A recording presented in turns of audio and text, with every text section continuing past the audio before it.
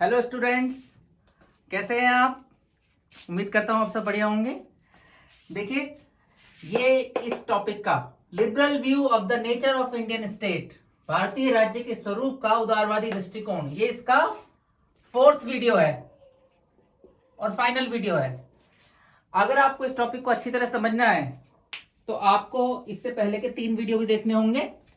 इससे पहले के 3 वीडियोस अगर आपको चाहिए और इससे आगे के और भी जो टॉपिक्स बनाऊंगा वो सब आपके पास आते रहें, उसके लिए प्लीज आप इस चैनल को सब्सक्राइब करें और इसे अपने फ्रेंड्स के साथ शेयर भी करें और पसंद आने पर लाइक भी करें, क्योंकि लाइक और शेयर से हमें मोटिवेशन मिलता है। अब देखिए, ये आपका जो टॉपिक है ये लास्ट के 3 पॉइंट्स में कराऊंगा इसमें सिर्फ, तो इसके बाकी 5 पॉइंट्स हैं वो प्रीवियस वीडियोस में है। Liberal view of the nature of Indian state, इसका मीनिंग वगैरह सब मैं क्लियर कर चुका हूं। अब देखिए, ये जो 3 पॉइंट्स हैं, मैं आपको सबसे पहले तो ये बताना चाहूंगा कि ये एक एक पॉइंट, एक एक आपका पूरा यूनिट है आपके सिलेबस में, एक एक पूरा यूनिट है। और अभी मैं यहां इन्हें सिर्फ शॉर्ट में बताऊंगा, क्योंकि जब ये यूनिट आएगी तो ये पूरे डिटेल में 20-20 पेजेस के, 20-20 पेजेस के पूरी यूनिट्स हैं। आप कमेंट बॉक्स में मेरे पास जिस हिसाब से रिक्वेस्ट आएगी उस हिसाब से मैं उस वीडियोस को डिटेल में बनाऊंगा। आपको जो भी वीडियो चाहिए कमेंट बॉक्स में रिक्वेस्ट करके बताइएगा। अभी मैं बहुत शॉर्ट में कराऊंगा। देखिए, सेंट्रलाइज्ड फेडरलिज्म, केंद्र के पक्ष में झुका संविधान।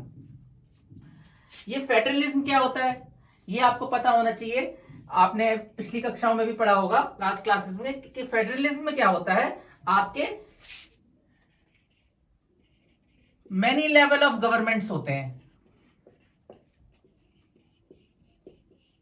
Many levels of governments, basically तो दो लेवल होते हैं जो इसकी आइडियल डेफिनेशन है, एक सेंट्रल लेवल और एक स्टेट लेवल। ये 2 तरह की गवर्नमेंट जहां पर होती हैं उसे हम फेडरल गवर्नमेंट और उस सिस्टम को फेडरलिज्म कहते हैं। और जहां पर या तो स्टेट गवर्नमेंट होती नहीं है या उसके पास पावर्स नहीं होती हैं, वो आपका यूनिटरी सिस्टम कहलाता है। तो आपको पता होगा ब्रिटेन में यूनिटरी सिस्टम है, वहां स्टेट है लेकिन उनको सारी पावर सेंटर से मिलती है, सेंटर जब चाहे उन्हें वापस ले सकता है। और यूनाइटेड स्टेट ऑफ अमेरिका में इन दोनों की सेपरेट पावर्स कॉन्स्टिट्यूशन में दी गई हैं। अगर आप रिक्वेस्ट करेंगे तो मैं इसके पीडीएफ भी डिटेल में डिस्क्रिप्शन में डाल दूंगा, आप कमेंट बॉक्स में बोलिएगा। देखिए, इंडिया में क्या करा गया है, इंडिया में इन दोनों का एक मिक्स क्रिएट किया गया है। मिक्स समझते हैं आप? उन्होंने यूएस और यूके मतलब ब्रिटेन, उन दोनों का एक ब्लेंड बना लिया। उन्होंने कहा हम फेडरलिज्म तो बनाएंगे और कॉन्स्टिट्यूशन में सेंट्रल गवर्नमेंट की पावर्स भी डिफाइन है और स्टेट गवर्नमेंट की भी। जैसे कि सेंट्रल गवर्नमेंट हमारी, जिसमें हमारे प्रधानमंत्री श्री नरेंद्र मोदी जी हैं, और स्टेट गवर्नमेंट में जैसे महाराष्ट्र, गुजरात, पंजाब, वहां अलग अलग चीफ मिनिस्टर्स होते हैं। यही आपका फेडरलिज्म है। लेकिन इंडिया ने क्या यूनिक चीज की है, क्या ब्लेंड किया है?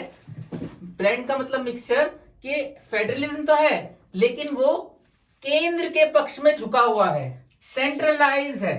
सेंट्रलाइज्ड होने का यहां पर क्या मतलब है, आप समझिए इस चीज को, कि अल्टीमेटली ज्यादा पावर सेंट्रल गवर्नमेंट के पास है। आप समझ रहे हैं इस बात को? अल्टीमेटली ज्यादा पावर आपकी कहां है? सेंट्रल गवर्नमेंट के पास।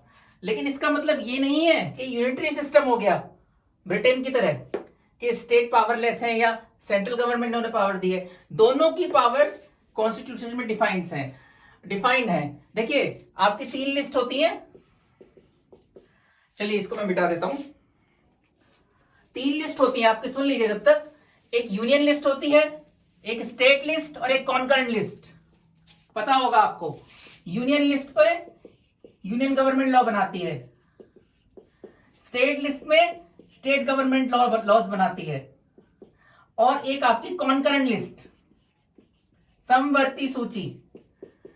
इसमें यूनियन गवर्नमेंट भी लॉ बना सकती है, सेंट्रल गवर्नमेंट भी लॉ बना सकती है। सॉरी, यूनियन गवर्नमेंट को ही सेंट्रल गवर्नमेंट कहते हैं, बाय मिस्टेक निकल गया।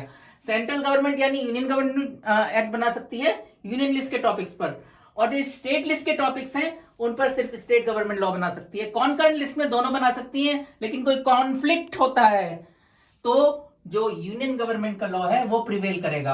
अब यहीं पर क्योंकि यूनियन गवर्नमेंट का लॉ प्रिवेल करेगा, यहीं पर ये आपको पहला लक्षण मिल गया होगा, first characteristics, that it is India is a centralised federalism. और उदारवादी यही कहते हैं कि फेडरलिज्म है तो उदारवाद है, लेकिन थोड़ा सा वो सेंट्रलाइज्ड है, वो इंडिया के बारे में ये liberal view of the nature of Indian state कहता है।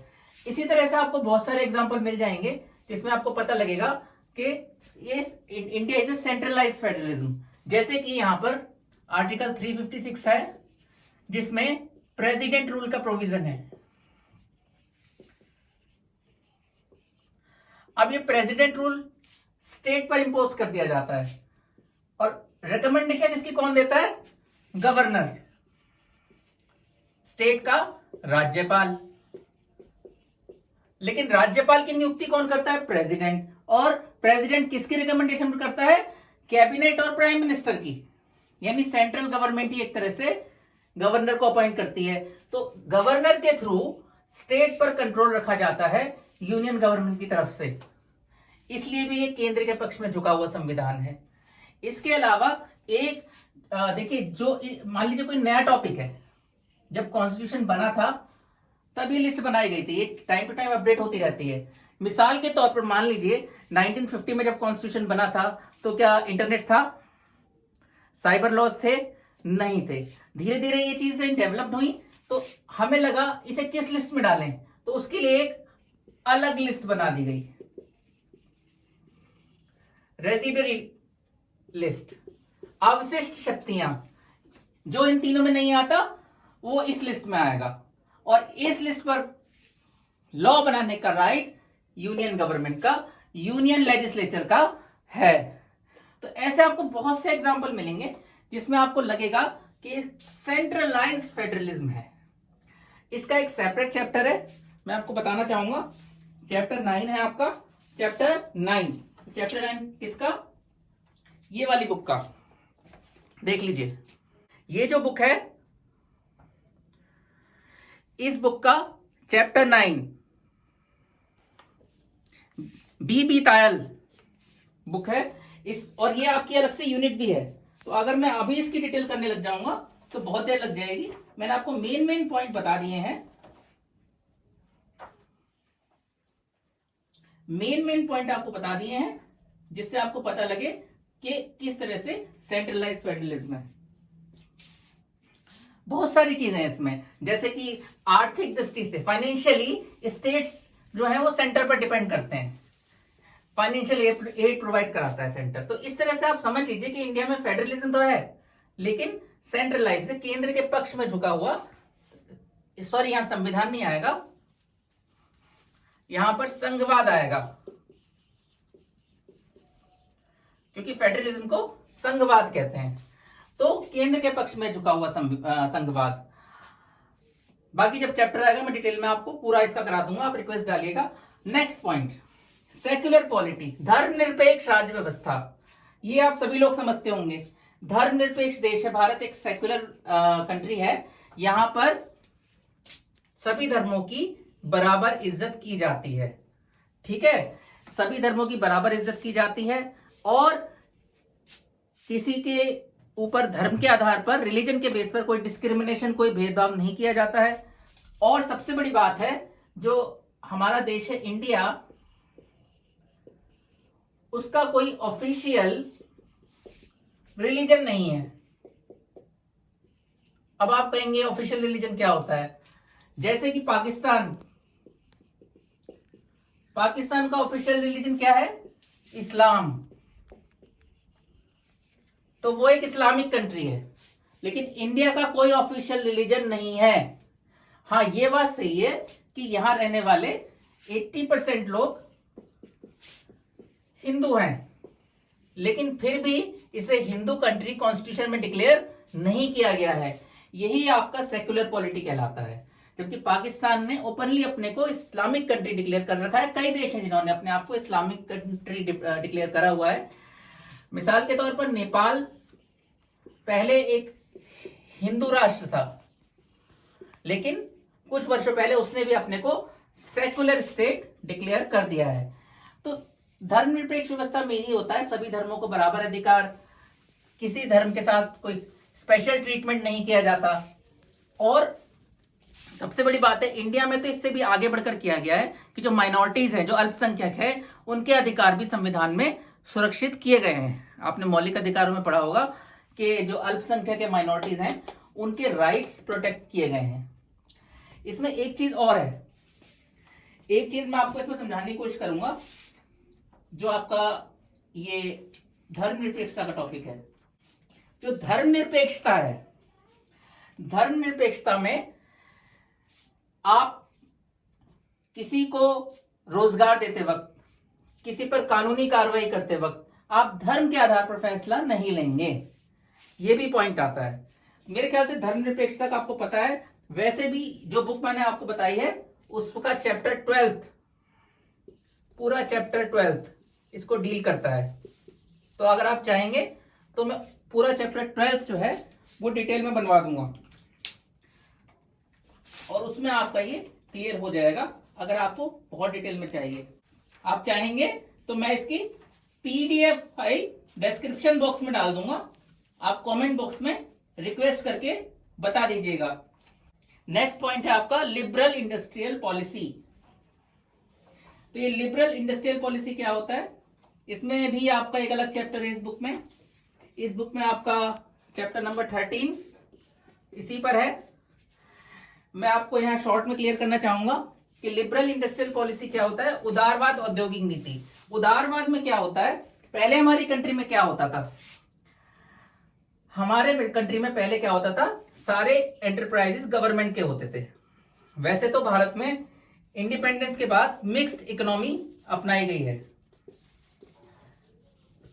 मिश्रित अर्थव्यवस्था, लेकिन फिर भी ज्यादातर सेक्टर्स पर गवर्नमेंट का कब्जा था।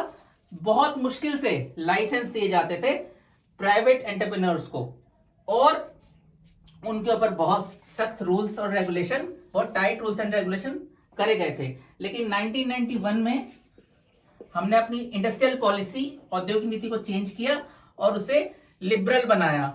यही लिबरल वर्ड, उसे लिबरलाइज्ड किया हमने, उसका उदारीकरण किया। तो हमने 3 कॉन्सेप्ट उस समय डाले थे, लिबरलाइजेशन, ग्लोबलाइजेशन, प्राइवेटाइजेशन। यानी उदारीकरण, वैश्वीकरण और निजीकरण। लिबरलाइजेशन का मतलब है कि जो रूल्स एंड रेगुलेशन है प्राइवेट सेक्टर के लिए, उसमें ढील दी गई। प्राइवेट सेक्टर को लाइसेंस देने के नियम्स में ढील दी गई, उनको बिजनेस स्टैब्लिश करने में उनको एनकरेज किया गया। ग्लोबलाइजेशन का मतलब है हमने अपनी इकोनॉमी के डोर्स बाकी दुनिया के लिए खोल दिए। पहले हमारी क्लोज्ड इकोनॉमी थी, हम बाहर के देशों से ज्यादा बिजनेस नहीं करते थे। अब बाहर की कंपनियां भी आती हैं यहाँ पर। आप देखिए कितनी विदेशी कंपनियां इंडिया में काम कर रही हैं।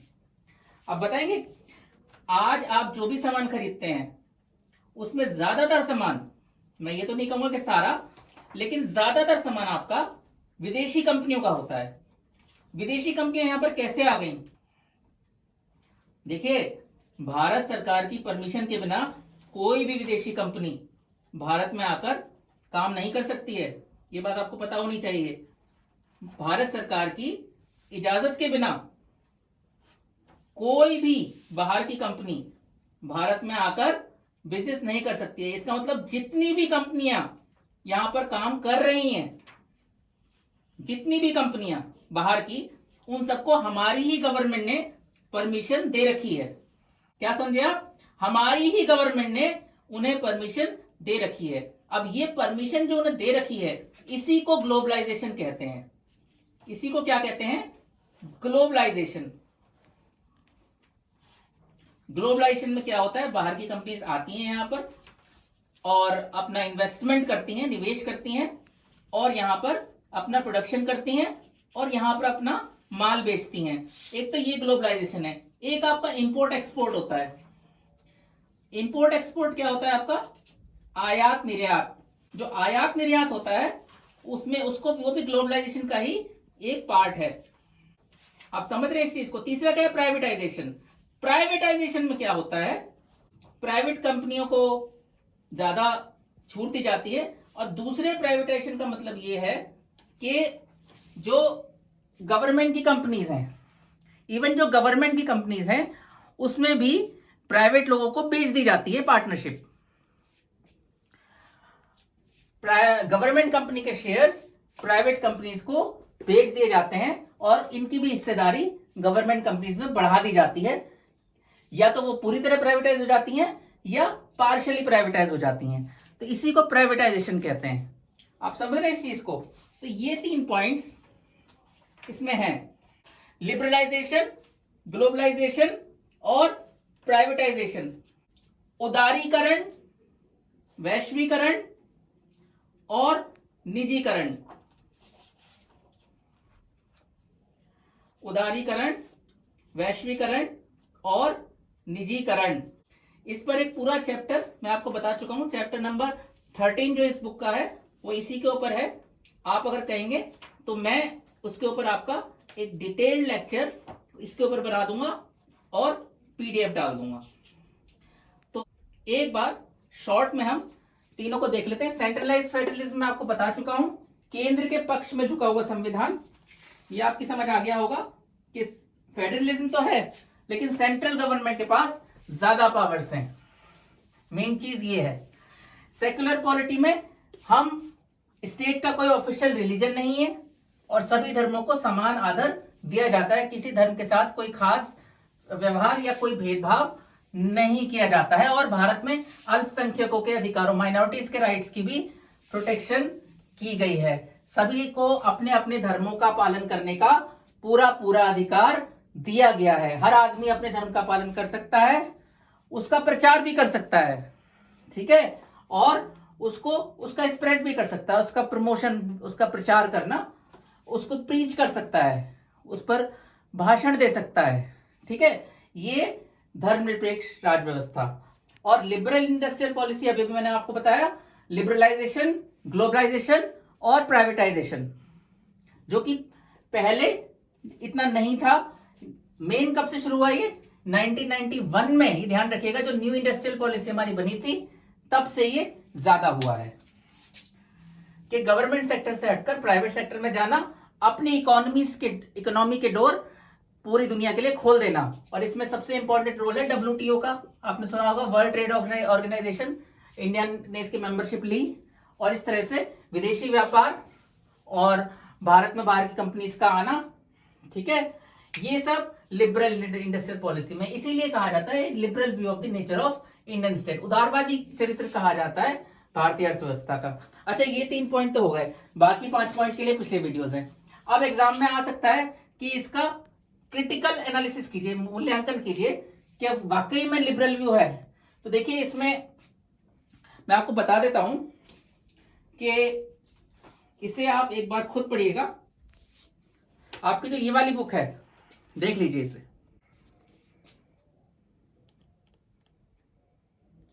ये वाली बुक जो है, इसमें पेज नंबर 15 पर दे रखा है, ठीक है। तो इसमें ही बताया गया है कि भारत का ये जो उदारवादी मॉडल है, लिबरल व्यू है, ये थ्योरेटिकली तो ठीक है लेकिन इसमें कुछ प्रैक्टिकल प्रॉब्लम्स हैं। सही तरीके से ये लिबरल व्यू, लिबरल स्टेट नहीं बन पाया है। इसमें इन्होंने बताया है कि भारत में एक तो करप्शन है, इंडिया में क्या है, करप्शन की बहुत बड़ी प्रॉब्लम है, उस वजह से प्रॉब्लम आती है। एक इंडिया में कास्ट फैक्टर, जातिवाद, वो लिबरल व्यू में अड़चन पैदा करता है। और एक इंडिया में पर्सनैलिटी कल्ट है,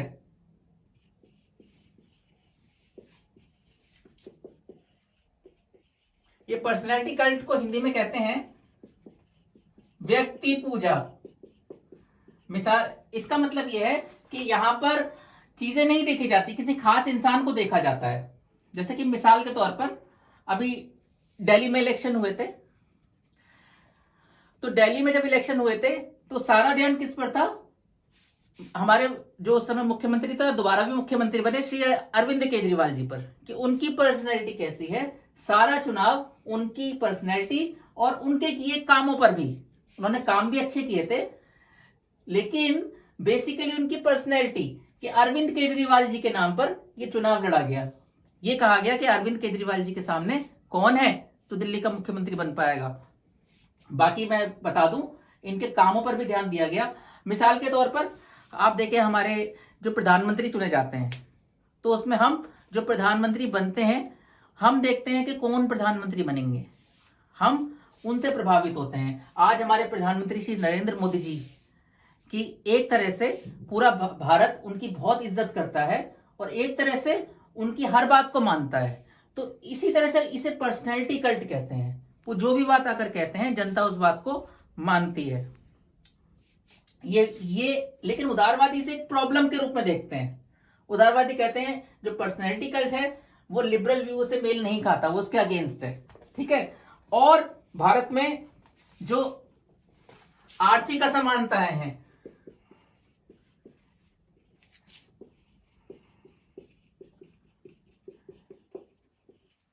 ये जो इकोनॉमिक इनइक्वालिटीज हैं, लिबरल व्यू वाले कहते हैं ये प्रॉब्लम है। कुछ लोग तो बहुत अमीर हैं और कुछ लोग बहुत गरीब है।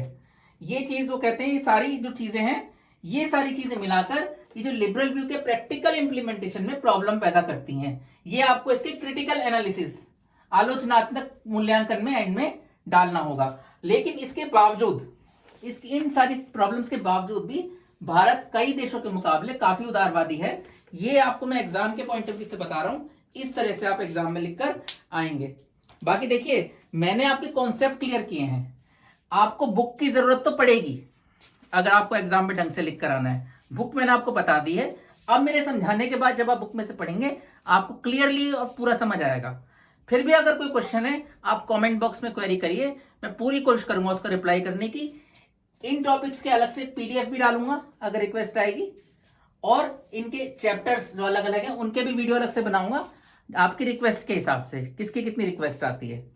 होपफुली आपको ये चैप्टर समझ आया होगा और आपको कॉन्सेप्ट क्लियर किए होंगे, कॉन्सेप्ट क्लियर हुए होंगे। सॉरी, मैं आपको बताना चाहूंगा इससे पिछले के वीडियोस और आगे के वीडियोस लेने के लिए प्लीज चैनल को सब्सक्राइब करें। और ये मेरी पर्सनल रिक्वेस्ट है कि अगर आपको पसंद आया हो वीडियो तो इसे लाइक जरूर करें और अपने फ्रेंड्स के साथ शेयर भी करें। उम्मीद है आपने ये सेशन एंजॉय किया होगा। Thank you very much.